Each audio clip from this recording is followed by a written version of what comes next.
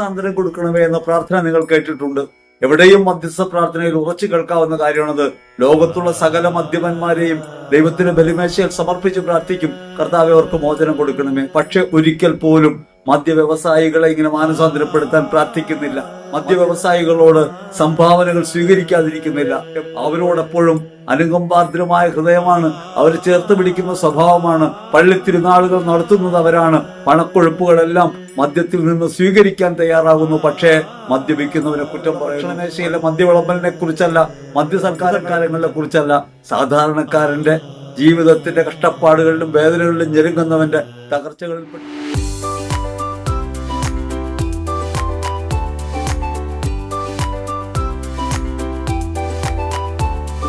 ഈശ്വരറ്റം പ്രിയപ്പെട്ടവരെ, തിരുഷ്ടമിടിലേക്ക് സ്വാഗതം. എവർക്കും ഈശ്വര കൃപയും സമാധാനവും. നമ്മുടെയൊക്കെ വ്യക്തി ജീവിതവുമായി ബന്ധപ്പെട്ട് ആരെങ്കിലും മദ്യപാനത്തിലോ മയക്കുമരുന്നിലോ ആസക്തികളിലോ ഒക്കെ മുഴുകുന്നുണ്ടെങ്കിൽ അവർക്ക് വേണ്ടി എങ്ങനെ പ്രാർത്ഥിക്കണം എന്നതിനെ സംബന്ധിച്ചാണ് ഇന്ന് നമ്മൾ ആലോചിക്കുന്നത്. വിഷയത്തിലേക്ക് കടക്കും മുമ്പ് നിങ്ങളോടൊരു കാര്യം പറയട്ടെ. പരിമിതമായാണ് ഇപ്പോഴും നമ്മുടെ വീഡിയോകൾ പ്രചരിക്കുന്നത്. കേൾക്കുന്നവർ മറ്റുള്ളവർക്ക് ഷെയർ ചെയ്യുകയും അവരോട് സന്ദേശങ്ങളെ കുറിച്ച് പറയുകയൊക്കെ ചെയ്താലാണ് നമ്മൾ ഒന്നിച്ചുള്ള ഈ ശുശ്രൂഷ മുൻപോട്ട് പോവുക. സാധാരണഗതിയിൽ പ്രചാരം നേടുന്നതൊക്കെ അന്ധവിശ്വാസങ്ങളും അത്ഭുതങ്ങൾ പ്രവർത്തിക്കുന്ന കാര്യങ്ങളെ കുറിച്ചൊക്കെയാണ്. നമ്മുടെ വിശ്വാസ ജീവിതത്തിനകത്ത് നാം എടുക്കേണ്ട നിലപാടുകളെ സംബന്ധിച്ച് പറയുമ്പോൾ അത് ഗൗരവതരമായ കാര്യമായി മാറുമ്പോൾ അത് സാമാന്യമായ പ്രചാരവേലയ്ക്കകത്ത് പെടാതെ പോകും. തീക്ഷ്ണതയോടെ ഇത് ശ്രവിക്കുകയും മനസ്സിലാക്കുകയൊക്കെ ചെയ്യുന്ന നിങ്ങൾ ഇതിനോട് ചേർന്ന് പ്രവർത്തിക്കുമെങ്കിലാണ് ഇത് കൂടുതൽ വ്യാപകമാക്കാൻ പറ്റുക, കൂടുതൽ ആളുകളിലേക്ക് എത്തിക്കാൻ പറ്റുക. അങ്ങനെ സുവിശേഷ പ്രഘോഷണത്തിന്റെ ഭാഗമായി നിങ്ങളും മാറണം എന്നൊരു അഭ്യർത്ഥനയാണ് നിങ്ങളോട് പങ്കുവയ്ക്കാനുള്ളത്. അതേപോലെ കമന്റ് ചെയ്യാനും ചോദ്യങ്ങൾ ഉന്നയിക്കാനും ഒക്കെ നിങ്ങൾ തയ്യാറാകണം. നമ്മൾ ഒരുമിച്ചാണ് ഈ ശുശ്രൂഷ എന്ന ബോധ്യത്തോടെ നമുക്ക് മുൻപോട്ട് പോകാം. തുടക്കത്തിൽ പറഞ്ഞതുപോലെ നമ്മൾ മാധ്യസ്ഥം പ്രാർത്ഥിക്കുമ്പോൾ, നമ്മുടെ കൂടെയുള്ളവരുടെ കുറവുകൾക്കും പോരായ്മകൾക്കും വേണ്ടിയൊക്കെ പ്രാർത്ഥിക്കുമ്പോൾ എങ്ങനെ പ്രാർത്ഥിക്കണം എന്നതിനെ കുറിച്ചാണ് നമ്മൾ ആലോചിക്കുന്നത്. വർഷങ്ങൾക്ക് മുമ്പ് ഒരു പ്രാർത്ഥനാ കൂട്ടായ്മയിൽ ഇരുന്ന ഒരു അനുഭവം ഞാൻ നിങ്ങളുമായിട്ട് പങ്കുവയ്ക്കാം. കേരളത്തിലെ പ്രശസ്തമായ ഒരു ഗ്രൂപ്പാണ്. ആ ഗ്രൂപ്പിനകത്ത് ചെന്നിരിക്കാനിടയായി. അങ്ങനെ അവിടെ ചെന്നിരിക്കുമ്പോൾ അവർ ലോകമെമ്പാടും സുവിശേഷം പ്രഘോഷിക്കാനായി ശുശ്രൂഷകരെ അയക്കാൻ വേണ്ടിയുള്ള ഒരു പ്രാർത്ഥനയിലാണ്. അവരുടെ മിനിസ്ട്രിയുടെ ഭാഗമായിട്ടുള്ള ആളുകളെ വിവിധങ്ങളായ സ്ഥലങ്ങളിലേക്ക് അയക്കാനും സുവിശേഷം പ്രഘോഷിക്കാനും വേണ്ടത്ര ആളുകൾ വേണം. മധ്യസ്ഥ പ്രാർത്ഥന നടത്താൻ ആളുകൾ വേണം. അങ്ങനെ ശുശ്രൂഷയ്ക്ക് ആളുകളെ കിട്ടാൻ വേണ്ടിയുള്ള പ്രാർത്ഥനയിലാണ്. അപ്പോൾ പലരും അവരോട് ഇങ്ങനെ വാഗ്ദാനം ചെയ്തിട്ടുണ്ട്, ഞങ്ങൾ വരാമെന്ന് പറഞ്ഞിട്ടുണ്ട്. അങ്ങനെ വരാമെന്ന് പറഞ്ഞവർക്ക് വേണ്ടി പ്രാർത്ഥിക്കാം. അവര് ബാഗ് എടുത്തൊരുങ്ങുന്നതായി കണ്ട് പ്രാർത്ഥിക്കാൻ പറയുന്നു. അങ്ങനെ ബാഗ് എടുത്തൊരുങ്ങാൻ തടസ്സമുള്ളവരെ കുറിച്ച് പ്രാർത്ഥിക്കുന്നു.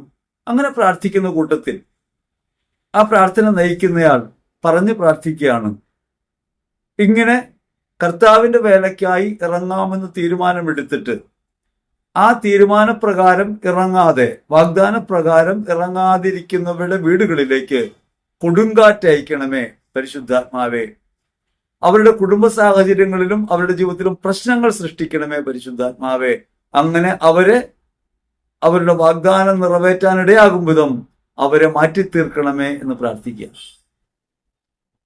വാസ്തവത്തിൽ അത് കേട്ടിരുന്നപ്പോൾ എനിക്ക് വല്ലാത്ത വിഷമം തോന്നി. ഞാൻ ആ പ്രാർത്ഥനയിൽ നിന്ന് പുറത്തേക്ക് ഇറങ്ങിപ്പോയി. ഞാൻ അങ്ങനെ ഇറങ്ങിപ്പോകാൻ കാരണം ദൈവത്തിന്റെ പരിശുദ്ധാത്മാവിനെ അയച്ച് ഇങ്ങനെ വാഗ്ദാനം നിറവേറ്റാൻ കഴിയാതെ നിൽക്കുന്ന, ബലഹീനാവസ്ഥയിലോ അസ്വസ്ഥങ്ങളിലോ പെട്ടു നിൽക്കുന്ന ആളുകളുടെ വീടുകളിലേക്ക് കൊടുങ്കാറ്റയക്കണമേ, അവരുടെ കുടുംബത്തിൽ പ്രശ്നങ്ങൾ സൃഷ്ടിക്കണമേ എന്ന് പ്രാർത്ഥിക്കുന്നത് ഏതു തരത്തിൽ ദൈവഹിതമായി മാറും എന്ന ചിന്തയാണ് എന്നെ അങ്ങനെ പ്രാർത്ഥനയിൽ നിന്ന് മാറി നിൽക്കാൻ പ്രേരിപ്പിച്ചത്.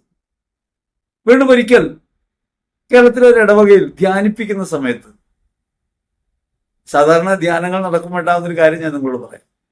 ഇടവക ധ്യാനമൊക്കെ നടക്കുമ്പോൾ ഇടവകയിലെ പ്രാർത്ഥന കൂട്ടായ്മക്കാര് വളരെ അസ്വസ്ഥരായിരിക്കും. കാരണം അവർക്ക് മെജോറിറ്റി നഷ്ടപ്പെട്ടു പോകുമെന്നൊരു ചിന്ത അവർക്കുണ്ടാവും. അവർ മിക്കവാറും വചനം കേൾക്കാൻ വരില്ല. സാധാരണഗതിയിൽ അവർ മധ്യസ്ഥ പ്രാർത്ഥന അങ്ങ് ഏറ്റെടുക്കും. എന്നിട്ട് അവരൊക്കെ കൂടി പോയി മധ്യസ്ഥം പ്രാർത്ഥിക്കും. അപ്പൊ വചന ശുശ്രൂഷയ്ക്കിടയ്ക്ക് ഞാൻ ഈ മധ്യസ്ഥ പ്രാർത്ഥനക്കാർ ഇരിക്കുന്ന മേടയുടെ മുകളിലത്തെ മുറിയിലേക്ക് പോവാണ്. അവരുടെ കുറച്ച് പേരുന്ന് പ്രാർത്ഥിക്കുന്നുണ്ട്. ഞാൻ പോകുന്നത് അവരിൽ ഒരാൾ അവിടെ ഇരുന്നാൽ മതി, ബാക്കി എല്ലാവരും താഴെ വന്നിരിക്കൂ എന്ന് പറയാൻ വേണ്ടിയാണ്. മിക്കവാറും നമ്മുടെ ശുശ്രൂഷകളിൽ ആദ്യകാലങ്ങളിൽ മധ്യസ്ഥ പ്രാർത്ഥനയ്ക്ക് ഒരു ഗ്രൂപ്പിരുന്ന് പ്രാർത്ഥിക്കുമായിരുന്നു. മിക്കവാറും നമ്മുടെ ശുശ്രൂഷകളിൽ ശുശ്രൂഷകരായി എത്തുന്ന എല്ലാ ആളുകളെയും സ്റ്റേജിൽ തന്നെ കയറ്റിയിരുത്തിയിട്ടാണ് നമ്മൾ ശുശ്രൂഷ ചെയ്യാറ്. അതിന്റെ പ്രധാന കാരണം ഇത് ഒരു വ്യക്തി ചെയ്യുന്ന പ്രവൃത്തിയാണെന്ന് എനിക്ക് ബോധ്യപ്പെട്ടിട്ടില്ല. എന്നെ ദൈവം അയക്കുന്നു എന്നല്ല, നമ്മളെ ദൈവം അയക്കുന്നു എന്ന ബോധ്യത്തിൽ എത്തിച്ചേരാനാണ് നമുക്ക് കൂടുതൽ താല്പര്യമുള്ളത്. സപ്താത്മാക്കളുടെ പ്രഘോഷണം എന്നൊക്കെ പറയുന്ന ഒരു പ്രേരണ എനിക്ക് അന്ന് ലഭിക്കുന്നുണ്ട്. എൻ്റെ ഉള്ളിൽ തോന്നുന്നത് എങ്ങനെയാണ്, നമ്മളായിരിക്കുന്ന എല്ലാവരും, ശുശ്രൂഷകരായ എല്ലാവരും ഒരു മനസ്സോടെ ആയിരിക്കുമ്പോൾ അവരുടെ മനസ്സിൽ ആ സമയത്ത് തീഷ്ണതയോടെ ഈ വചനത്തോട് ചേർന്നുള്ള പോക്കുണ്ടാവുമ്പോൾ അതൊരു ബലമായി മാറുമെന്നാണ് നമ്മുടെ ധാരണ. ഓരോ പ്രഘോഷണ വേളയിലും പരിശുദ്ധമ്മ ഇടതുഭാഗത്തും മിസ്റ്റർ ഔസേപ്പ് വലതുഭാഗത്തും മിസ്റ്റർ മാർട്ടിൻ മുൻപിലും വിൻസെന്റ് ഫ്ലവർ മുൻപിലും എന്ന ബോധ്യത്തിലൊക്കെയാണ് നമ്മൾ പ്രഘോഷിക്കുന്നത്. കാരണം വ്യക്തിപരമായ മേന്മ കൊണ്ടോ കഴിവുകൊണ്ടോ ചെയ്യാൻ കഴിയുന്ന ഒരു കാര്യമല്ല ശുശ്രൂഷ എന്ന് നമുക്ക് നല്ല ബോധ്യമുണ്ട്. നമ്മൾ വീണു പോകാതിരിക്കാൻ നിരന്തരമായി നമുക്ക് വേണ്ടി പ്രാർത്ഥിക്കുകയും സഹായിക്കുകയും ചെയ്യുന്ന വിശുദ്ധാത്മാക്കളുടെ ഒരു കൂട്ടായ്മയ്ക്കകത്താണ് നമ്മുടെ ശുശ്രൂഷ. ഭൗതിക സഭയിൽ നാം ചുറ്റുപാടിരിക്കുന്ന സഹോദരങ്ങളൊക്കെ ശുശ്രൂഷകരായി തന്നെയാണ് കാണുന്നത്. ഇത് ശ്രവിക്കുന്ന നിങ്ങളെയും ഈ ശുശ്രൂഷക സ്ഥാനത്ത് കണ്ടുകൊണ്ട് സംസാരിക്കാനാണ് എനിക്കിഷ്ടം. കാരണം നമ്മളൊക്കെ ഒന്നിച്ചാണ് ഇത് ചെയ്യുന്നത്. കേൾവിക്കാരനും പറയുന്നയാളും രണ്ടായിട്ടല്ല, നമുക്കിടയിൽ പരിശുദ്ധാത്മാവ് പ്രവർത്തിക്കുന്നു എന്ന ബോധ്യത്തോടെയാണ്, നിങ്ങളെ കാണാതെയാണെങ്കിലും നിങ്ങളുടെ സാന്നിധ്യം ഹൃദയത്തിൽ ഉൾക്കൊണ്ടുകൊണ്ടാണ് ഞാൻ ഈ ശുശ്രൂഷ ചെയ്യുന്നത്. അപ്പൊ അങ്ങനെ ഞാൻ മേലെ ചെല്ലുന്നു. മേലെ ചെന്ന് ഈ മേടയിലിരുന്ന് മധ്യസ്ഥം പ്രാർത്ഥിക്കുന്നവരെ പ്രാർത്ഥന ശ്രദ്ധിക്കാം. അപ്പൊ ഞാൻ ചെന്നപ്പോൾ അവർ പ്രാർത്ഥിച്ചുകൊണ്ടിരിക്കുകയാണ്. ദിവ്യകാരുണ്യം എഴുന്നള്ളിച്ചു വെച്ചുള്ള പ്രാർത്ഥനയാണ്. അപ്പോൾ സംസാരിക്കാൻ നിവൃത്തിയില്ല.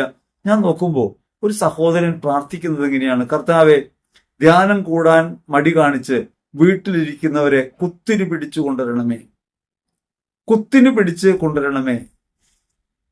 അങ്ങനെ പറഞ്ഞ് പ്രാർത്ഥിക്കുന്നു.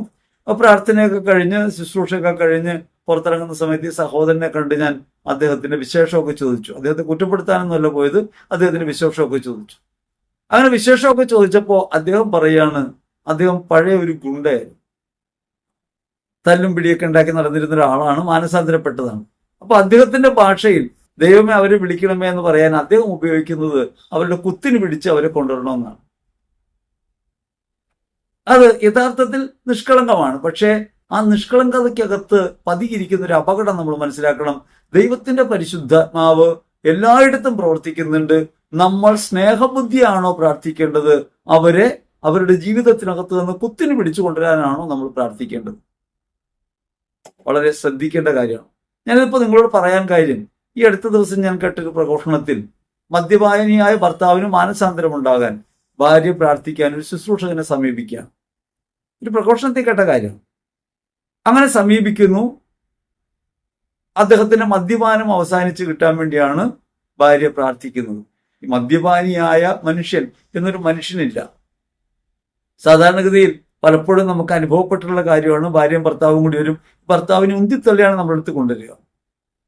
നമുക്ക് വളരെ അസ്വസ്ഥത തോന്നിയിട്ടുള്ള കാര്യമാണ്. കാരണം ഒരാൾ വ്യക്തിപരമായി അയാൾക്ക് തന്നെ എന്റെ ദൈവം എന്നെ വിളിക്കുന്നു എന്ന തോന്നലുണ്ടാകാൻ ഇടയാകാൻ വേണ്ടിയാണ് നമ്മൾ പ്രാർത്ഥിക്കേണ്ടത്. പരിശുദ്ധാത്മാവ് നിറയാൻ വേണ്ടി നമുക്ക് പ്രാർത്ഥിക്കാം. ദൈവസ്നേഹം കൊണ്ട് നിറയാൻ പ്രാർത്ഥിക്കാം. ആ ദൈവസ്നേഹം നിറയാൻ വേണ്ടിയുള്ള പ്രവർത്തനം നമ്മുടെ ജീവിതത്തിൽ നമുക്ക് നടത്താം. സ്നേഹപൂർവ്വം അയാളെ സ്വീകരിക്കാം, അയാളെ കുറ്റപ്പെടുത്താതിരിക്കാം, അയാളെ സ്നേഹിക്കാം. സ്നേഹമാണ് എല്ലാ പാപങ്ങളെയും മായ്ക്കുന്നത്. റോമർ ലേഖനം 13-ാം അധ്യായം 8 മുതൽ 10 വരെ തിരുവചനങ്ങളിൽ അത് വ്യക്തമായിട്ട് പറയുന്നുണ്ട്. സ്നേഹം നിരവധി പാപങ്ങളെ മായ്ക്കും. അപ്പോൾ ഈ സഹോദരി ഇങ്ങനെ ശുശ്രൂഷകനോട് പറയാണ്, എന്റെ ഭർത്താവ് മദ്യപാനിയാണ്, അദ്ദേഹത്തിന് മദ്യപാനം മാറാൻ ഒന്ന് പ്രാർത്ഥിക്കണം. പുരോഹിതൻ പ്രാർത്ഥിച്ചു. എന്നിട്ട് പറഞ്ഞു കൊടുക്കുന്ന പ്രാർത്ഥന എങ്ങനെയാണ്: പരിശുദ്ധാത്മാവ് നിറയാൻ പ്രാർത്ഥിക്കുക, കൊടുങ്കാറ്റടിക്കുന്നത് പോലെ പരിശുദ്ധാത്മാവ് ആ വ്യക്തിയിൽ വന്ന് നിറയാൻ പ്രാർത്ഥിക്കുക. എന്നിട്ട് മദ്യം അലർജിയാക്കാൻ പ്രാർത്ഥിക്കുക, മദ്യം അയാൾക്ക് അലർജിയാക്കി മാറ്റണമേ എന്ന് പ്രാർത്ഥിക്കുക. അങ്ങനെ പ്രാർത്ഥിച്ചു. കുറച്ച് നാളുകൾക്ക് ശേഷം ആ സ്ത്രീ ഈ ശുശ്രൂഷകനെ വന്ന് കണ്ടു. എന്നിട്ട് പറയാണ്, അദ്ദേഹം നിലപ്പുറത്തുനിന്ന് വീണ് കാലൊടിഞ്ഞു, കിടപ്പിലാണ്, കൊടുങ്കാറ്റടിച്ച് വീണതാണെന്നാണ് ഈ പറയുന്നത്. എന്നിട്ട് അദ്ദേഹം മദ്യപാനം നിർത്തി എന്നാണ് പറയുന്നത്. നമ്മൾ ആലോചിച്ച് നോക്കണം, ഒരു വ്യക്തിയുടെ ജീവിതത്തിനകത്ത് ദൈവിക ഇടപെടൽ ഉണ്ടാകാൻ പ്രാർത്ഥിക്കുമ്പോൾ അയാൾ എങ്ങനെയാണ് ദൈവത്തിലേക്ക് തിരിയേണ്ടത്? നമ്മുടെ സ്നേഹപ്രവൃത്തി വഴിയാണ്. നമ്മുടെ സ്നേഹപ്രവൃത്തി വഴിയും നമ്മുടെ ചേർത്ത് പിടിക്കൽ വഴിയും ഒരാൾക്ക് ഹൃദയതലത്തിൽ അനുതാപമുണ്ടായി അയാൾ ഒരു തെറ്റിൽ നിന്ന്, ഒരു വഴിമാറിയ ജീവിതത്തിൽ നിന്ന് തിരികെ നടക്കാൻ പ്രേരിതനാകുകയാണ് പരിശുദ്ധാത്മാവിന്റെ മാർഗം. ഒരിക്കലൊരു സഹോദരി പ്രാർത്ഥിക്കാനായിട്ട് വന്നിട്ട് പറഞ്ഞു, ഭർത്താവ് മദ്യപാനിയാണ്, ഒന്ന് പ്രാർത്ഥിക്കണം. എന്നിട്ട് അദ്ദേഹത്തെ ഞാൻ കൂട്ടിക്കൊണ്ടുവരാം, അദ്ദേഹം വരുമ്പോൾ പറയണം നിങ്ങൾക്ക് ക്യാൻസർ വരാൻ സാധ്യതയുണ്ടെന്ന് പറയണം. ഞാൻ പറഞ്ഞു, എന്നെ കൊണ്ട് അങ്ങനെ പറയാൻ കഴിയില്ല, പരിശുദ്ധാത്മാവ് വെളിപ്പെടുത്താത്ത കാര്യമൊന്നും ഞാൻ പറയില്ല. പ്രത്യേകിച്ച് ഒരാളുടെ ജീവിതം നശിക്കുമെന്ന രീതിയിൽ ഒരിക്കലും പരിശുദ്ധാത്മാവ് പറയില്ല. ഒരാൾക്ക് രോഗം വരുമെന്ന് പരിശുദ്ധാത്മാവ് പറയില്ല. അങ്ങനെ ഒരാളുടെ ഹൃദയസമാധാനം തകർത്തുകൊണ്ടല്ല ഒരാൾക്ക് മോചനം ഉണ്ടാകേണ്ടത്. ഞാനിത് പറഞ്ഞു, പക്ഷേ അവരത് കേട്ടില്ല. അവർ വേറെ സ്ഥലത്ത് പോയി. അങ്ങനെ അവിടുത്തെ ശുശ്രൂഷകൻ പറഞ്ഞു, നിങ്ങൾക്ക് ഉദരത്തിൽ രോഗം വരാൻ പോകുന്നു. കുറച്ച് ദിവസങ്ങൾക്ക് ശേഷം അദ്ദേഹത്തിന് വയറുവേദന തുടങ്ങി. അദ്ദേഹം ആശുപത്രിയിൽ അഡ്മിറ്റായി. ക്യാൻസർ ആണെന്ന് വന്നു. അങ്ങനെ ക്യാൻസർ ആണെന്ന് വന്നപ്പോൾ ഈ പറഞ്ഞ സഹോദരി പറയാണ്, ആ സഹോദരൻ പറഞ്ഞ, ആ ശുശ്രൂഷകൻ പറഞ്ഞത് ദൈവവചനമായിരുന്നു. യഥാർത്ഥത്തിൽ ഈ സഹോദരി പറഞ്ഞൊരു കാര്യമാണ് അദ്ദേഹം പറഞ്ഞത്. വേറൊരിടത്ത് ഒരു അത്ഭുതം നടക്കും. മാതാവിന്റെ ശരീരത്തിൽ നിന്ന് തേനൊഴുകും.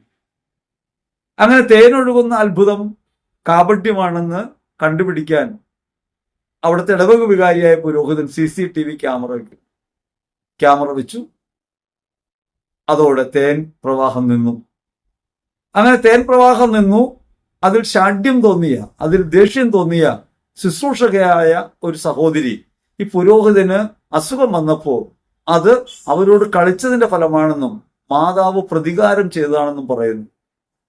നമ്മൾ ആലോചിച്ച് നോക്കണം, നമ്മുടെ ജീവിതത്തിൽ നമുക്കിഷ്ടമില്ലാത്ത കാര്യങ്ങളെ മാറ്റിക്കിട്ടാൻ വേണ്ടി ദൈവത്തിന്റെ ആത്മാവിന്റെ പേരിൽ നടത്തുന്ന ഇത്തരം നടപടികൾ യഥാർത്ഥത്തിൽ പ്രാർത്ഥനയാണോ?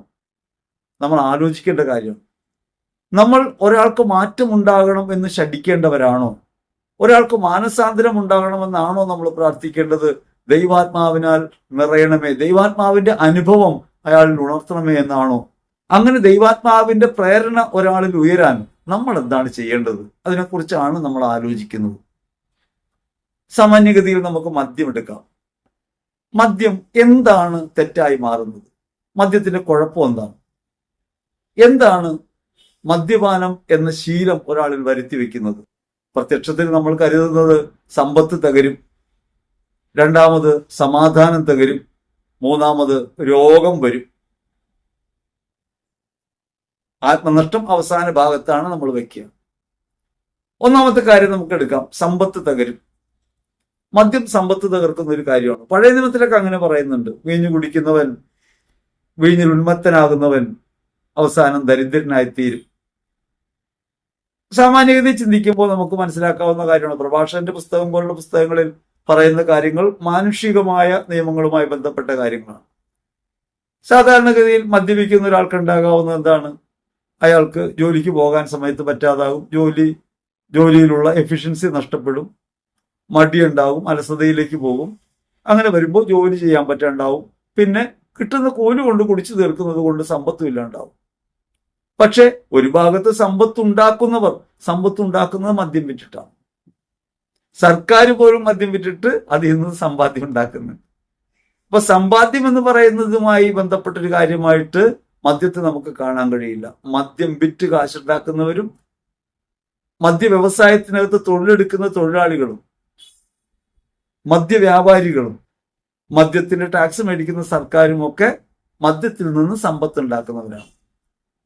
അതേപോലെ കച്ചവടങ്ങൾ നടക്കാൻ വേണ്ടി മദ്യം വിളമ്പുന്നവരുണ്ട്. പ്രധാനപ്പെട്ട കമ്പനികളൊക്കെ അവരുടെ മീറ്റിംഗ് നടത്തുമ്പോൾ ആ മീറ്റിങ്ങിനൊടുവിൽ മദ്യം സപ്ലൈ ചെയ്യുന്നുണ്ട്. ബിസിനസ് വിജയിക്കാൻ വേണ്ടി, ആളുകളെ ഇൻഫ്ലുവൻസ് ചെയ്യാൻ വേണ്ടി അവർക്ക് മദ്യം വിളമ്പുന്നു, അങ്ങനെ അവർ സന്തോഷിപ്പിക്കുന്നു. അങ്ങനെ തങ്ങളുടെ ബ്രാൻഡിനെ കൂടുതൽ ഉറപ്പിക്കാൻ വേണ്ടി വ്യവസായികൾ വരെ അത് ഉപയോഗിക്കുന്നുണ്ട്. അപ്പൊ മദ്യം യഥാർത്ഥത്തിൽ സമ്പത്ത് നശിപ്പിക്കുന്ന ഒരു കാര്യമാണെന്ന് പറയാൻ പറ്റില്ല. ഒരു ഭാഗത്ത് മദ്യം കുറെ ആളുകളുടെ സമ്പത്ത് കവർന്നെടുക്കുമ്പോൾ വേറെ കുറെ ആളുകൾ മദ്യം മൂലം സമ്പത്ത് ഉണ്ടാക്കുന്നു.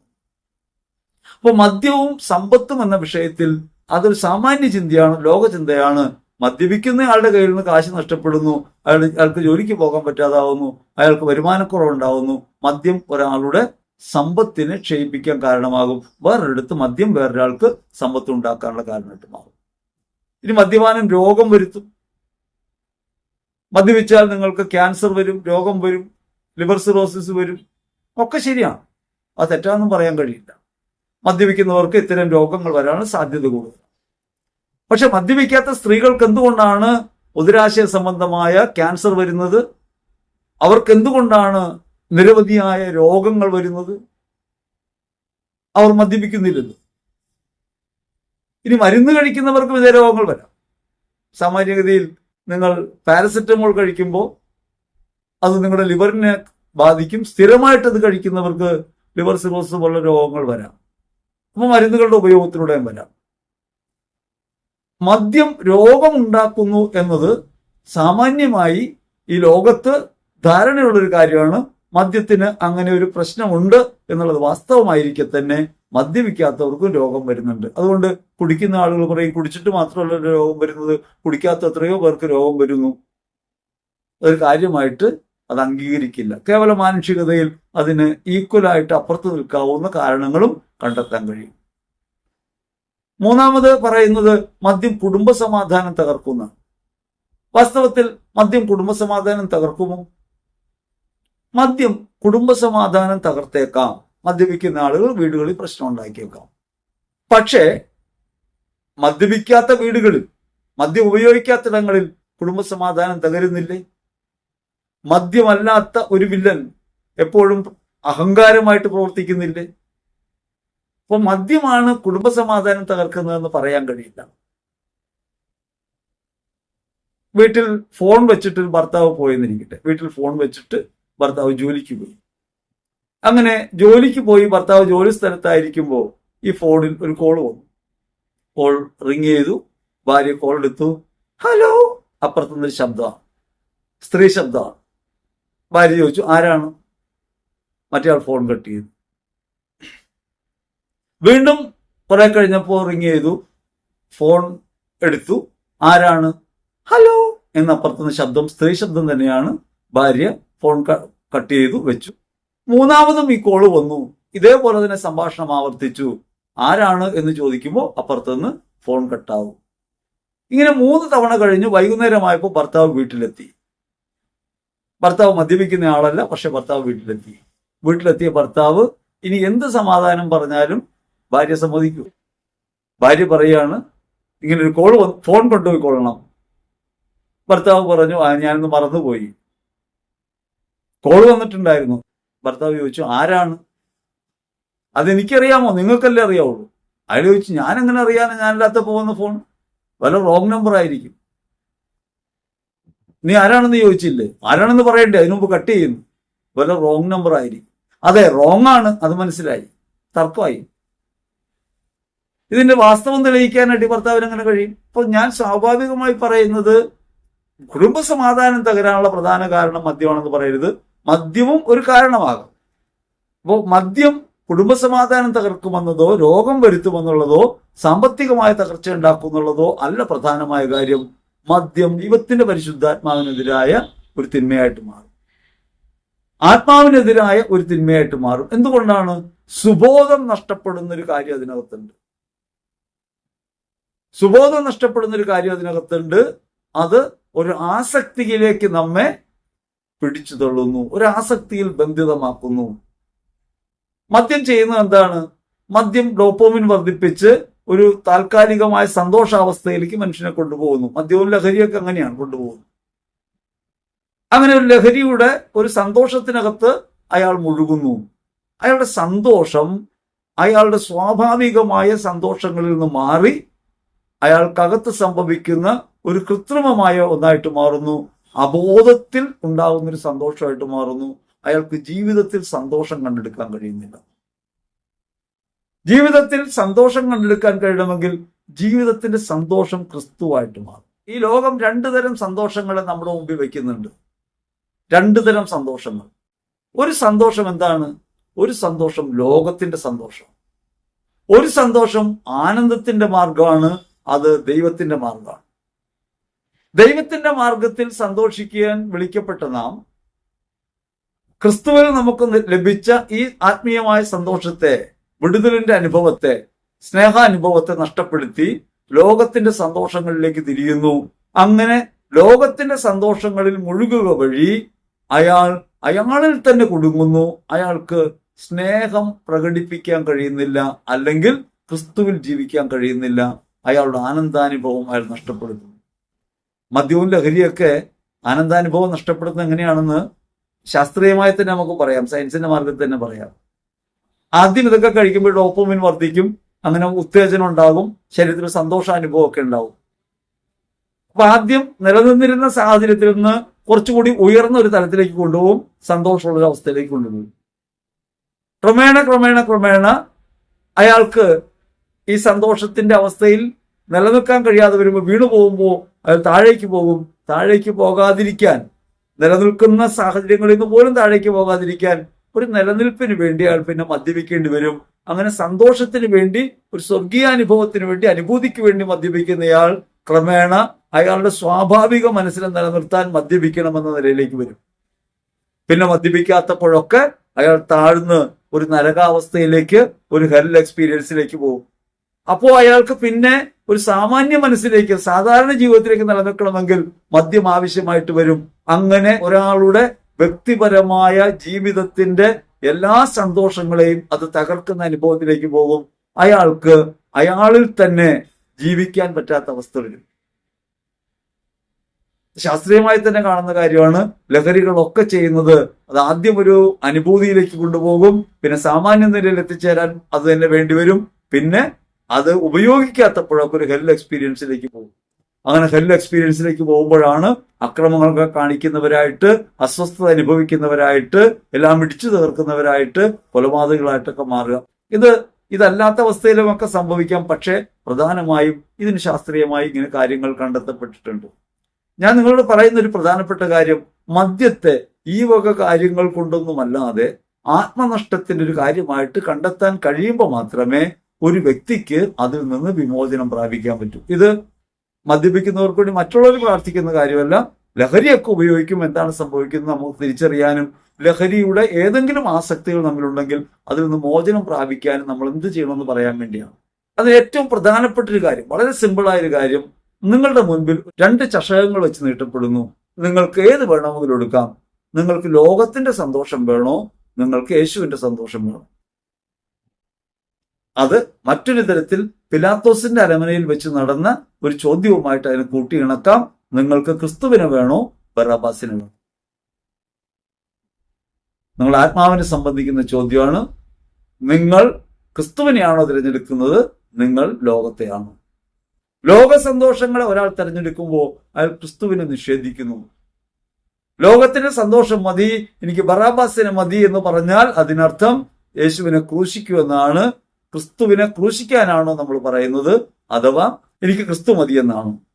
നമ്മുടെ ജീവിതത്തിന് ശാശ്വതമായ സമാധാനം നൽകുന്ന ക്രിസ്തുവിനെ ഹൃദയത്തിനകത്ത് സ്വീകരിക്കുന്നതിന് പകരം ലോക സന്തോഷങ്ങളിലേക്ക് നമ്മൾ തിരിഞ്ഞുകൂടാ.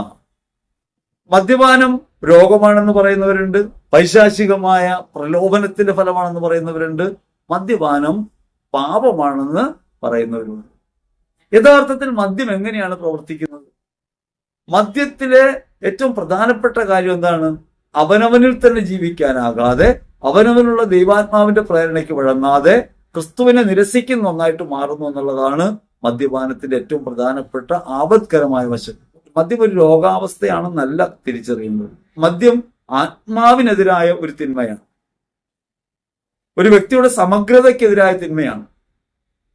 പ്രസാദപരാവസ്ഥയെക്കുറിച്ച് പറയുമ്പോൾ പറയുമല്ലോ, നിങ്ങളുടെ ശരീരത്തെ കേവല വൈകാരികതയിൽ നിന്ന് മാറ്റി ആത്മാവിന്റെ പ്രേരണയ്ക്കനുസരിച്ച് നയിക്കാൻ വേണ്ടിയുള്ള ഒരു ശേഷി നിങ്ങൾക്ക് തന്നിട്ടുണ്ട്. അത് ജീവിതത്തിന്റെ സമഗ്രതയാണ്, ശരീരത്തിന്റെ സമഗ്രതയാണ്. ഈ തന്നിട്ടുള്ളത് പ്രസാദപരം തന്ന കാര്യമാണ്. ആ പ്രസാദപരാവസ്ഥയിലായിരിക്കേണ്ട നമ്മൾ അതിൽ നിന്ന് വീണു പോകുമ്പോഴാണ് ഈ അശുദ്ധിയിലേക്ക് പോകുന്നത്. അതുകൊണ്ട് കേവലം ആസക്തിയിൽ കുടുങ്ങിപ്പോകാൻ ആസക്തികൾക്ക് വിൽക്കപ്പെട്ടവരല്ല നമ്മൾ. എഫേസ്യ ലേഖനത്തിൽ 4-ാം അധ്യായത്തിൽ 22-ാം തിരുവചനം പറയും, നിങ്ങളുടെ പഴയ ജീവിത രീതിയിൽ നിന്ന് രൂപം കൊണ്ട വഞ്ചന നിറഞ്ഞ ആസക്തികളാൽ കലുഷിതനായ പഴയ മനുഷ്യനെ ഉരിഞ്ഞു മാറ്റുവിൻ. നിങ്ങളുടെ പഴയ ജീവിത രീതിയിൽ നിന്ന് രൂപം കൊണ്ട വഞ്ചന നിറഞ്ഞ ആസക്തികളാൽ കലുഷിതനായ പഴയ മനുഷ്യനെ ഉരിഞ്ഞു മാറ്റുവിൻ. നിങ്ങൾ മനസ്സിന്റെ ചൈതന്യത്താൽ നവീകരിക്കപ്പെടട്ടെ. അങ്ങനെ മനസ്സിന്റെ ചൈതന്യത്താൽ നവീകരിക്കപ്പെട്ട് ഒരു പുതിയ മനുഷ്യനെ ധരിക്കാൻ നാം വിളിക്കപ്പെടുന്നു. യഥാർത്ഥമായ നീതിയിലും വിശുദ്ധിയിലും ദൈവത്തിന്റെ സാദൃശ്യത്തിൽ സൃഷ്ടിക്കപ്പെട്ട പുതിയ മനുഷ്യനെ ധരിക്കുവിൻ. ഒരു പുതിയ മനുഷ്യനെ ധരിക്കാൻ പറ്റണം. മനസ്സിന്റെ ചൈതന്യത്താൽ നവീകരിക്കപ്പെടണം. ഇങ്ങനെ മനസ്സിന്റെ ചൈതന്യത്താൽ നവീകരിക്കപ്പെടണമെങ്കിൽ നിങ്ങളുടെ ശരീരങ്ങളുടെ വിശുദ്ധവും ദൈവത്തിന് പ്രീതികരവുമായ ഒരർപ്പണം നടക്കണം. വിശുദ്ധവും പ്രീതികരവുമായ ഒരു സജീവ ബലിയായി നിങ്ങളെ തന്നെ അർപ്പിച്ചുകൊണ്ട് നിങ്ങളുടെ മനസ്സിന്റെ നവീകരണം പൂർത്തിയാക്കണം. അങ്ങനെ റോമർ ലേഖനം 12:2 പറയുന്ന മനസ്സിന്റെ നവീകരണം നമ്മൾ സംഭവിക്കണം. അതായത് എന്റെ യഥാർത്ഥ സന്തോഷത്തെ ഞാൻ തിരിച്ചറിയണം. സന്തോഷം നിങ്ങളുടെ ഉള്ളിൽ തന്നെയുണ്ട്. ക്രിസ്തുവാകുന്ന സന്തോഷം നിങ്ങളുടെ ഉള്ളിൽ തന്നെയുണ്ട്. ആ സന്തോഷം നിങ്ങൾ ആ സന്തോഷം അനുഭവിക്കാൻ കഴിയാതെ പോകുമ്പോഴാണ്, ആ സ്നേഹത്തിന്റെ ലഹരി അനുഭവിക്കാൻ കഴിയാതെ പോകുമ്പോഴാണ് മദ്യം നമ്മെ കീഴ്പ്പെടുത്തുന്നത്, ലോകം നമ്മെ കീഴ്പ്പെടുത്തുന്നത്. മദ്യവും ലോകവും സന്തോഷങ്ങൾ കാട്ടി നമ്മെ കീഴ്പ്പെടുത്തുമ്പോൾ നാം നമ്മിൽ തന്നെ കെട്ടപ്പെടുന്നു, ആസക്തികളാൽ ബന്ധിതരായി പോകുന്നു. ഒരു തരം ആസക്തികൾ തന്നെയാണെന്നൊന്നില്ല, പലതരം ആസക്തികൾ നമുക്കുണ്ട്. ഭക്ഷണത്തോട് ആസക്തി, വസ്ത്രത്തോട് ആസക്തി, ആഡംബരങ്ങളോട് ആസക്തി, ലോകാസക്തികൾ പല വിധങ്ങളായി നമ്മെ വരിഞ്ഞു മുറുക്കാം. ഈ ലോകാസക്തികളെ തകർക്കാനും ഈ ലോകാസക്തികളുടെ കെട്ടിൽ നിന്ന് പുറത്തു കിടക്കാനും ക്രിസ്തുവിന്റെ സ്നേഹം നമ്മിലേക്ക് സമൃദ്ധമായി ചൊരിയപ്പെട്ടിട്ടുണ്ട് എന്ന പരമാർത്ഥം തിരിച്ചറിഞ്ഞ് ക്രിസ്തുവിനെ ജീവിതത്തിൽ ലഹരിയായി സ്വീകരിക്കുമ്പോൾ മാത്രമേ മദ്യം എന്ന് പറയുന്നതിനെ നമുക്ക് ഒഴിവാക്കാൻ പറ്റൂ. അവന്റെ രക്തം പാനം ചെയ്യുകയും അവന്റെ ശരീരം ഭക്ഷിക്കുകയും ചെയ്യുന്നവരാണ് നമ്മൾ. അവനോടുകൂടെ ആയിരിക്കുന്നവരാണ് നമ്മൾ. വെള്ളം വീഞ്ഞാക്കിയ ക്രിസ്തു നിങ്ങളുടെ ജീവിതത്തിന്റെ സാധാരണത്വത്തെ ലഹരിയുള്ളതാക്കി മാറ്റും, സന്തോഷമുള്ളതാക്കി മാറ്റും. വെള്ളം വീഞ്ഞാക്കി മാറ്റുക എന്ന് വെച്ചാൽ അതിൽ സംഭവിക്കുന്ന കാര്യം എന്താണ്? സ്വാഭാവികമായ പ്രകൃതിയിൽ നിന്ന് അതിനെ മാറ്റിത്തീർക്കാൻ കെൽപ്പുള്ള ഒരുവൻ, സത്തയെ മാറ്റാൻ കഴിവുള്ളവൻ, നിങ്ങളുടെ യഥാർത്ഥ സന്തോഷത്തിലേക്ക് നിങ്ങളെ കൊണ്ടുപോകാൻ, നിങ്ങളെ വിളിക്കാൻ, നിങ്ങളെ പ്രവേശിപ്പിക്കാൻ കഴിവുള്ളവൻ. അവനിലേക്ക് നോക്കുമ്പോഴാണ്, അവന്റെ സ്നേഹാനുഭവത്തിന് കീഴിൽ വരുമ്പോഴാണ് യഥാർത്ഥത്തിൽ നമുക്ക് ലോക സന്തോഷങ്ങളെ അതിജീവിക്കാൻ പറ്റുക. ലോകത്തെ ഏതു സന്തോഷവും നാശോന്മുഖമാണ്. ഒരു സന്തോഷവും നിലനിൽക്കുന്നതല്ല. എല്ലാ സന്തോഷങ്ങളും ചെന്നെത്തുന്നത് സങ്കടങ്ങളിലാണ്. ഇപ്പൊ ലോകം വെച്ച് നീട്ടുന്ന സന്തോഷങ്ങളെക്കാൾ ദൈവത്തിന്റെ സ്നേഹമാണ് പ്രധാനമെന്ന് കരുതാൻ ഹൃദയത്തിൽ എത്രത്തോളം കഴിയുന്നുവോ അത്രത്തോളം ഒരാൾക്ക് ഈ പറഞ്ഞ കെട്ടിൽ നിന്ന് മോചനം നേടാൻ പറ്റും. നിങ്ങളുടെ മുമ്പിൽ 2 ചഷകങ്ങൾ വയ്ക്കുന്നു, 2 സന്തോഷങ്ങൾ വയ്ക്കുന്നു. ചോദ്യം ഇതാണ്: നിങ്ങൾക്ക് ക്രിസ്തുവിന് വേണമോ ബറാബാസിന് വേണമോ? ആ ചോദ്യത്തിനാണ് നിങ്ങൾ ഉത്തരം പറയേണ്ടത് എന്ന് ഏതെങ്കിലും തരത്തിൽ ആസക്തികളാൽ ബന്ധിതരായവർ ആലോചിച്ചാൽ, എനിക്ക് യേശു മതി എന്ന് പറഞ്ഞാൽ, എനിക്ക് യേശു മതി എന്ന് ഹൃദയത്തിൽ പറഞ്ഞാൽ, ഞാൻ യേശുവിനെ സ്വീകരിക്കാത്തപ്പോ ബറാബാസിനെ വിട്ടുതരികയെന്നും യേശുവിനെ ക്രൂശിക്കുക എന്നാണ് ഞാൻ പറയുന്നതെന്നും ഒരാൾ വ്യക്തിപരമായി തിരിച്ചറിഞ്ഞാൽ, ആ നിമിഷം അയാളുടെ ഹൃദയത്തിനകത്ത് ജ്വലനമുണ്ടാകും. പാറ പോലുള്ള ഹൃദയം വചനത്താൽ തകർക്കപ്പെടും. ആ ഹൃദയത്തിൽ സ്നേഹം നിറയാൻ തുടങ്ങും. ക്രിസ്തു സ്നേഹത്താൽ അയാൾ എരിയുമ്പോൾ അയാൾ നിശ്ചയമായിട്ടും മദ്യത്തിൽ നിന്ന് മോചനം നേടും. മരുന്നുകൊണ്ടോ ശക്തികൾ കൊണ്ടോ കീഴടക്കാൻ കഴിയാത്തൊരു കാര്യത്തെ ഹൃദയപരമായ ബോധ്യം കൊണ്ട് നമുക്ക് മാറ്റാൻ പറ്റും. ഹൃദയത്തിന്റെ ബോധ്യമാണ് എപ്പോഴും നമ്മളെ നയിക്കുക. എന്റെ ഈശോയ്ക്ക് എതിരാണ് ഞാൻ എന്ന് ചിന്തിച്ചാൽ ആ നിമിഷം അയാൾ അതിൽ നിന്ന് മോചനം നേടും. സാധാരണഗതിയിൽ മദ്യപിക്കുന്നവർ വിചാരിക്കുന്നത്, ഞാൻ മറ്റുള്ളവർക്ക് ഉപദ്രവമൊന്നും ചെയ്യുന്നില്ലല്ലോ, ഞാൻ മദ്യപിക്കുന്നു എന്റെ സന്തോഷത്തിന്, ഇതെന്റെ സന്തോഷം, നിങ്ങളുടെ സന്തോഷം വേറെ, അത്ര ചിന്തിക്കുന്നുള്ളൂ. വാസ്തവത്തിൽ അയാൾ ചെയ്യുന്ന പ്രവൃത്തി ഇതാണ്: അയാളിലെ സന്തോഷം അയാൾ കെടുത്തുന്നു. അയാളിലെ സന്തോഷം ക്രിസ്തുവാണെന്ന് തിരിച്ചറിയാതെ ലോക സന്തോഷങ്ങളിൽ അയാളുടെ മനസ്സ് കെട്ടപ്പെടുമ്പോൾ അയാൾക്ക് മറ്റുള്ളവരെ സ്നേഹിക്കാൻ കഴിയില്ല, അല്ലെങ്കിൽ അയാളുടെ പ്രവൃത്തികളൊന്നും സ്നേഹാനുഭവത്തിൻ്റെതാകില്ല. നിങ്ങളുടെ ഹൃദയത്തിൽ നിങ്ങൾ യേശുവിൽ സന്തോഷിക്കാൻ തുടങ്ങുമ്പോൾ നിങ്ങളുടെ സന്തോഷം നിങ്ങൾക്ക് മറ്റുള്ളവരിലേക്ക് പടർത്താൻ പറ്റും. യഥാർത്ഥത്തിൽ നിങ്ങളുടെ സന്തോഷം നിങ്ങൾ അനുഭവിക്കുക എന്നാണ് പറയുന്നത്, അതല്ലാതെ സന്തോഷം കെടുത്തുക എന്നല്ല ഉദ്ദേശിക്കുന്നത്. നിങ്ങൾ സന്തോഷമായി കരുതുന്ന അല്പനേരത്തേക്ക് മാത്രമുള്ള ഈ സന്തോഷത്തിൽ നിന്ന് നിത്യമായൊരു സന്തോഷത്തിലേക്ക് പ്രവേശിക്കാൻ കഴിയണമെന്നാണ് മദ്യം ഉപേക്ഷിക്കണം എന്ന് പറയുമ്പോൾ നമ്മൾ സാധാരണ പറയുക. ഇനി ഈ മദ്യപാനിക്ക് വേണ്ടി പ്രാർത്ഥിച്ചു എന്ന കാര്യം പറഞ്ഞിട്ടുണ്ട്. ഇതേപോലെ ഒരു ധ്യാനത്തിൽ ഒരു പ്രഘോഷണം നടക്കുകയാണ്: മദ്യപാനികളുടെ കുടുംബം തകരും. ആഖാന്റെ പാപം പറഞ്ഞിട്ടാണ് ഈ കാര്യം പറയുന്നത്. ജോഷുവ 22:20 പറഞ്ഞിട്ടാണ് ഇത് പറയുന്നത്. സേറായുടെ മകൻ ആഖാൻ നേർച്ച വസ്തുക്കളുടെ കാര്യത്തിൽ അവിശ്വസ്തത കാണിക്കുകയും അതിന്റെ ശിക്ഷ ഇസ്രായേൽ ജനം മുഴുവൻ അനുഭവിക്കേണ്ടിയും വന്നില്ലേ? ആഖാന്റെ പാപം ആ സമൂഹത്തിന്റെ മേൽ ശിക്ഷയ്ക്ക് കാരണമായി മാറി. ഈ പഴയ സിദ്ധാന്തം പറഞ്ഞിട്ടാണ് പറയുന്നത് മദ്യപിക്കുന്നവന്റെ കുടുംബം തകരും. നിങ്ങൾ ആലോചിച്ച് നോക്കിയേ, ഒരു ഇടവകധ്യാനമാണിത്. ആ ഇടവകധ്യാനത്തിനകത്ത് കൂടാനിരിക്കുന്ന ആളുകളിൽ, കുടുംബമായി കൂടാനിരിക്കുന്ന ആളുകളിൽ മദ്യപാനിയായ അപ്പനുണ്ട്. മദ്യം എന്ന തന്റെ ബലഹീനതയാൽ മദ്യത്തിന് വിധേയപ്പെടുന്ന ഒരാൾ. ആ മക്കൾ എങ്ങനെയായിരിക്കും അപ്പനെ നോക്കുക? തങ്ങളുടെ കുടുംബം തകർക്കുന്നയാൾ. സ്വാഭാവികമായി തന്നെ അദ്ദേഹത്തിന്റെ മദ്യപാനം മൂലം പല ബുദ്ധിമുട്ടുകൾ ആ കുടുംബം അനുഭവിക്കുന്നുണ്ടാവും. ആ മനുഷ്യനെ അവിടെ ഇരുത്തി കൊല്ലുകയാണ്. ഇനി മാത്രമല്ല, അയാളുടെ കുടുംബജീവിതത്തിനകത്ത് മറ്റുള്ളവർ അയാളെ തിന്മയായി കാണാൻ തുടങ്ങുന്നു. അയാൾ ഒട്ടുമേ സ്നേഹിക്കാൻ കഴിയാതെയായി പോകുന്നു. ഭൗതിക സാഹചര്യങ്ങളിൽ തന്നെ അദ്ദേഹത്തിന്റെ മദ്യപാനം അവർക്ക് അസ്വസ്ഥത ജനിപ്പിക്കുന്നുണ്ട്. അപ്പോഴാണ് പറയുന്നത് മദ്യപന്റെ കുടുംബം തകരും.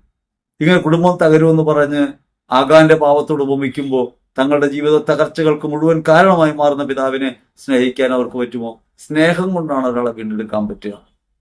മദ്യപിക്കുന്നയാളെ കുറ്റം വിധിച്ച് എന്നും ശപിച്ച് അയാളുടെ കുറവുകളെല്ലാം എണ്ണി പറഞ്ഞ് അയാളെ തിരസ്കരിച്ച് അയാളെ നേടിയെടുക്കാമെന്ന് കരുതണ്ട.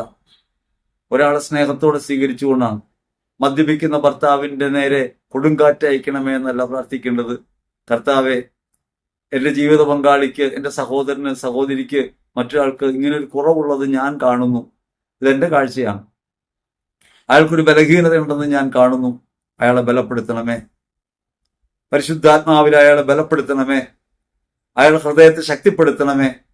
അങ്ങനെ അയാൾക്ക് വേണ്ടി പ്രാർത്ഥിക്കുമ്പോഴും ഒട്ടും കുറ്റപ്പെടുത്താതെ അയാളെ സ്നേഹിക്കുകയും ചേർത്ത് പിടിക്കുകയും ചെയ്യാൻ കഴിയണം. മദ്യത്തെ തള്ളുമ്പോൾ ആ വ്യക്തിയെ കൂടി നിങ്ങൾ തള്ളരുത്. മദ്യം ഒരു ബലഹീനതയാണ്. ലഹരി വസ്തുക്കളൊക്കെ ഉപയോഗിക്കുന്ന ബലഹീന പ്രകൃതിയാണ്. ബലഹീനതകൾ കൊണ്ടാണ്. ആസക്തികളെല്ലാം നമുക്ക് കീഴ്പ്പെടുത്തുന്നത് ബലഹീനത ഉണ്ടാകുമ്പോഴാണ്.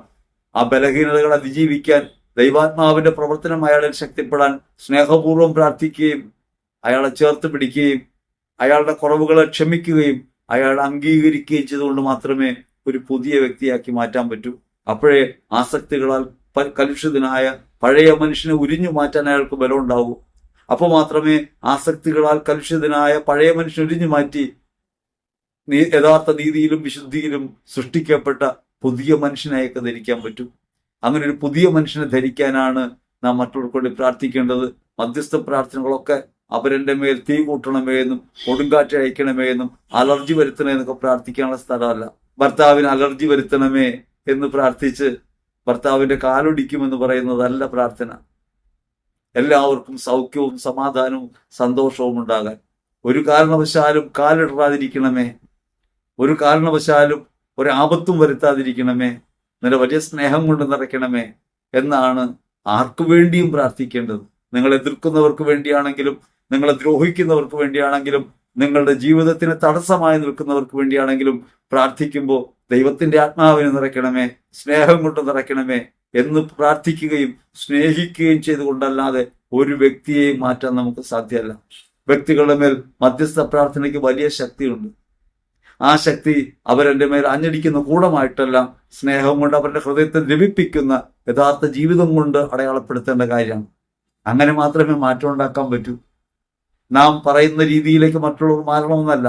അയാൾ ദൈവത്തെ അറിയണമെന്നും ദൈവത്തെ സ്നേഹിക്കണമെന്നും അയാൾ ഏത് പതിതാവസ്ഥയിലും പരിതാപാവസ്ഥയിലുമാണെങ്കിലും അയാളുടെ ജീവിതത്തിനകത്ത് ദൈവമേ നിന്റെ അനുഗ്രഹങ്ങൾ നിറയ്ക്കണമേ, നിന്റെ സ്നേഹം കൊണ്ട് അയാളെ നിറയ്ക്കണമേ, എനിക്ക് അയാളെ ഹൃദയപൂർവ്വം സ്നേഹിക്കാൻ ബലം നൽകണമേ.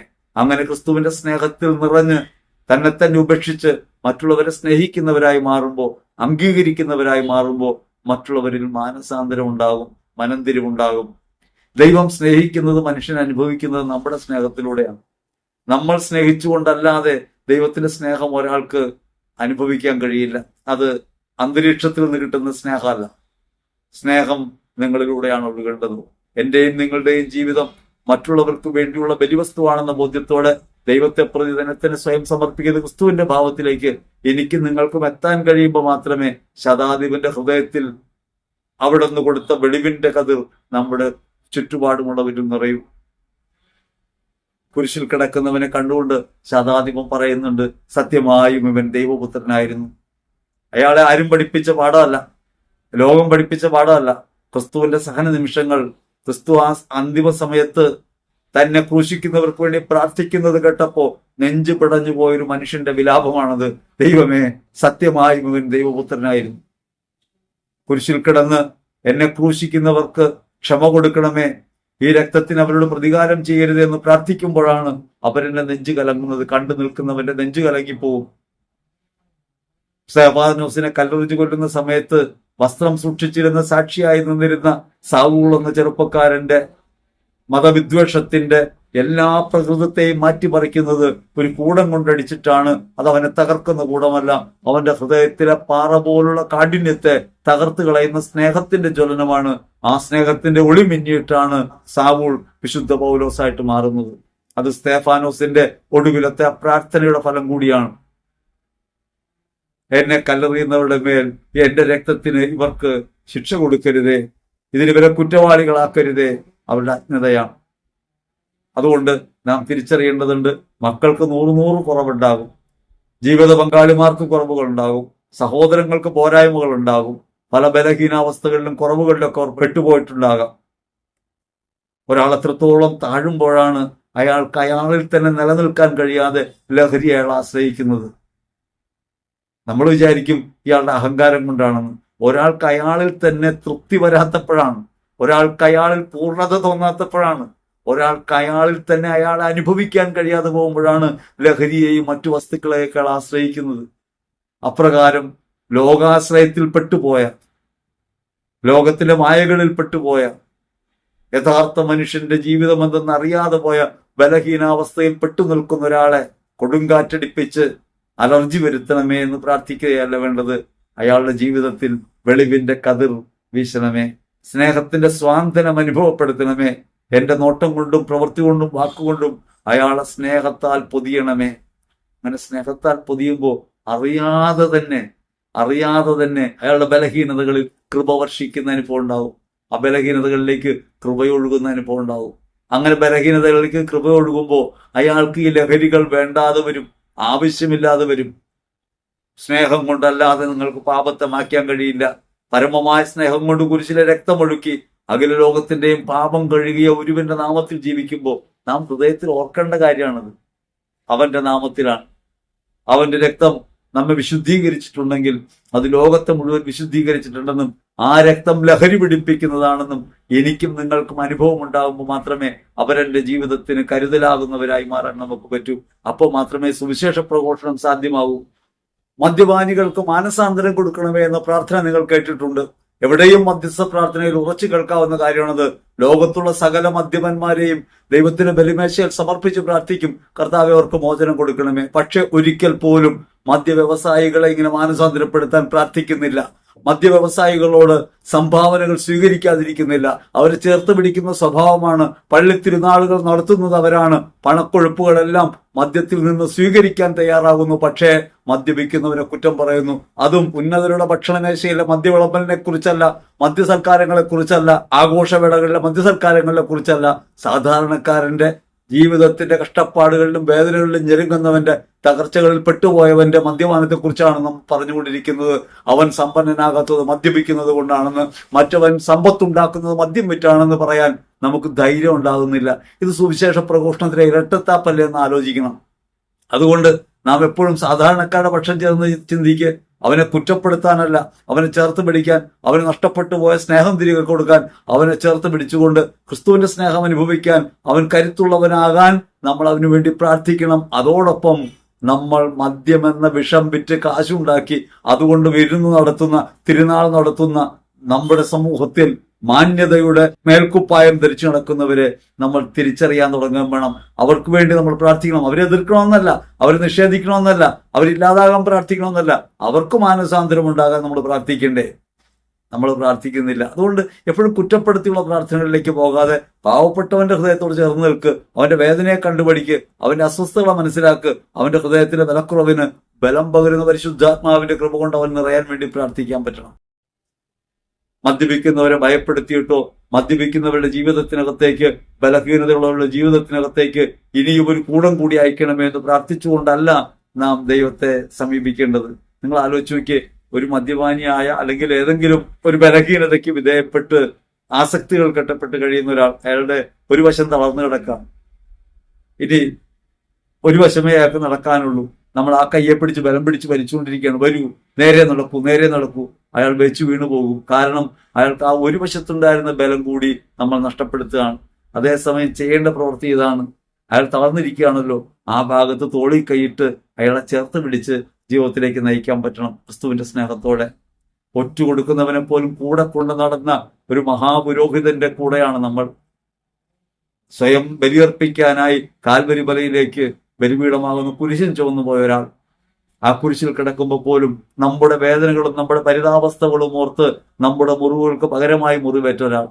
അങ്ങനെ ഒരാളുടെ സ്നേഹം നമ്മുടെ ഹൃദയത്തെ ജ്വലിപ്പിക്കുമ്പോൾ നമുക്കെതിരായി പോകുന്ന ജീവിത സാഹചര്യങ്ങൾ സൃഷ്ടിക്കുന്നവരെയും നമുക്ക് സ്നേഹത്തോടെ കാണാൻ പറ്റും. അങ്ങനെ സ്നേഹത്തോടെ കാണാൻ പറ്റിയാൽ മാത്രമേ നമ്മൾ ക്രിസ്തുവിലാകൂ. നമ്മൾ ക്രിസ്തുവിലാകുമ്പോഴല്ലേ നമ്മുടെ പ്രാർത്ഥന ക്രിസ്തുവിൽ അയാൾക്ക് കൃപയായിട്ട് അനുഭവപ്പെടും. അതുകൊണ്ട് ആർക്കു വേണ്ടി പ്രാർത്ഥിക്കുമ്പോഴും അവരുടെ ജീവിതത്തിൽ കൊടുങ്കാറ്റ് അയക്കണമേ, അവർക്ക് പ്രശ്നങ്ങൾ ഉണ്ടാക്കണമേ എന്നല്ല പ്രാർത്ഥിക്കേണ്ടത്. അവരെ സ്നേഹം കൊണ്ട് നിറയ്ക്കണമേ, നിന്റെ സാമീപ്യം അവർക്ക് കൊടുക്കണമേ, നിന്റെ തൃപ്തി അവർക്ക് കൊടുക്കണമേ. അങ്ങനെ അവരവരിൽ തന്നെ അവരവരെ അനുഭവിക്കാനിടയാകും വിധം ആത്മവീര്യം കൊടുക്കണമേ എന്ന് പ്രാർത്ഥിക്കാൻ പറ്റണം. ദൈവത്തിലെ പരിശുദ്ധാത്മാവ് സമൃദ്ധമായി നിങ്ങളിലും നിങ്ങൾ പ്രാർത്ഥിക്കുന്ന വ്യക്തികളിലും നിറയുന്ന അനുഭവം ഉണ്ടാവും. നിങ്ങൾ അങ്ങനെ ഒന്ന് പ്രാർത്ഥിച്ചു നോക്ക്. ഇന്നലെ അവരെ കുറ്റപ്പെടുത്തിയ ആളെ കുറ്റപ്പെടുത്താതെ, കുറവും പോരായ്മയുള്ളവരാണ് ഞങ്ങൾ, ഒറ്റയ്ക്കാണെന്നല്ല പറയേണ്ടത്, ഞങ്ങളുടെ ആത്മാവിനാൽ നിറയ്ക്കണമേ. നിങ്ങളും നിറയും. നിങ്ങൾ ആർക്കു വേണ്ടി പ്രാർത്ഥിക്കുന്നുവോ അവരുടെ ഹൃദയവും ജ്വലിക്കും.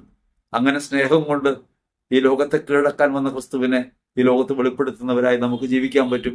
നമ്മുടെ പ്രാർത്ഥനകൾ ഫലമണിയുന്നതിന്റെ വിസ്മയകരമായ അനുഭവങ്ങൾ നമ്മുടെ ജീവിതത്തെ കരുത്തുള്ളതാക്കി മാറ്റും. അപ്രകാരം ജീവിതം പ്രശോഭിക്കട്ടെ. ക്രിസ്തു നിങ്ങളിൽ ജീവിക്കുന്ന അനുഭവം എല്ലാവരിലും പരിമളമായി പടരട്ടെ. ദൈവം നിങ്ങളെ സമൃദ്ധമായി അനുഗ്രഹിക്കട്ടെ. ആമേൻ.